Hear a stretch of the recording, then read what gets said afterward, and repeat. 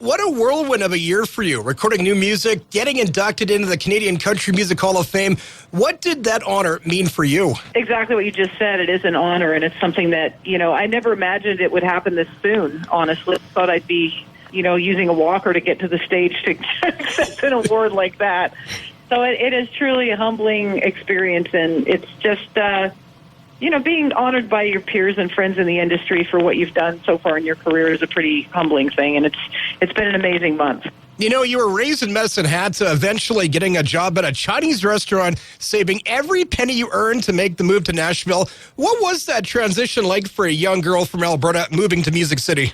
It was exciting and scary at the same time. I didn't know anybody in Nashville, and I didn't have a green card. I couldn't get a job. I really didn't know what I was going to do. I just knew that I wanted to be a part of the music scene in Nashville, and I wanted to, take a leap at the big brass ring and try and make it down there. So I left with everything I owned in a Honda Civic, and my mom and her best friend dropped me off, and then they came back to Canada, and there I was by myself trying to figure out life. And one thing there's something I had back then that I think a lot of people should have, and that's just the faith in knowing that if you take the steps towards your goal, God or the universe or whatever you believe in kind of takes care of the rest for you, which is exactly what happened for me. Better Things to Do was released back in 1995. Countless hits after that.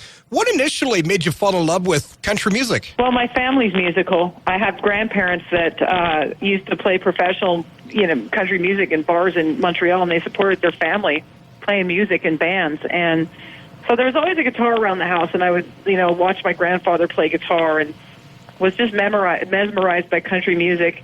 And then I got really serious when I became around 13 or 14, and I got into all the newer country artists of that time, which were people like Ricky Skaggs, the Judds, Reba McEntire, and became very obsessed, and it was all I could really think about or do or watch on TV. I was pretty focused at that point.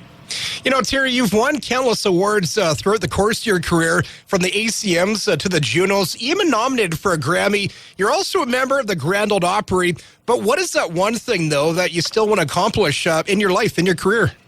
I never won a CMA award, and that was something that I always wanted my entire life. And now that I'm doing radio broadcasting as well, maybe I have a shot at it as a broadcaster. But it was, winning one of those big American awards was something that I always dreamed of as a kid, and I think everybody does.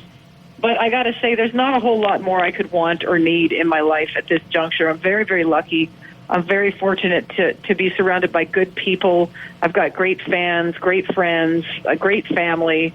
I'm a very, very fortunate person, and I don't know what I've done to deserve all of this, but I feel as long as I am grateful for it and never take it for granted, that hopefully I can hold on to it because I'm having a great time. Terri Clark joining CJWE. Terri, your brand new song is called Young As We Are Tonight. Tell us about that song and how you came across it. I did not write the song.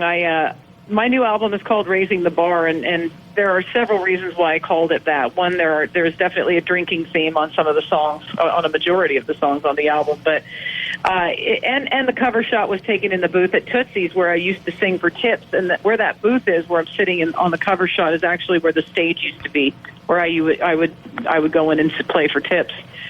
So the album cover is nostalgic for me, and the song itself was one of the last two that we recorded. I did this album sort of in 3 increments. I went in and recorded the first 6 thinking I was doing an EP. Then I listened to it and I thought we're missing some stuff. So I went back in and we wrote some more and looked for more songs and cut 5 more. And then I listened to those, and then I thought we're still missing the one that I really feel like we need, that's going to, be a good release to radio, and something that I loved and something that that fit me, and that I wanted to say. And I went and sat down at a publishing company that Dallas Smith actually introduced me to. His management is linked to in Nashville, and they played me a bunch of songs by their writers. Some of these writers are some of the same ones that are on One Drink Ago that was a big hit for Dallas and I. So found this song in that pile of, and David Lee Murphy, Rodney Clawson, and Ross Copperman wrote it, and they're writing so many hit songs for people right now that I wasn't surprised to hear the writers on that one when she told me who they were. Terri, in addition to new music, you're also working on a new book. Well, it's just about my early days in Nashville mostly, and how the town has grown and how we've kind of grown up together. And, I kind of had to put it on hold this year because so much was happening with the album and the Hall of Fame and touring and other things going on. And I'm hoping to get back after that sometime next year. Terri Clark joining CJWE. What do you have coming up over the next couple of months, Terri? Well, I've got a ton of shows the next couple of weeks with Pam Tillis and Susie Bogus. We do some shows here across the USA called Chicks with Hits.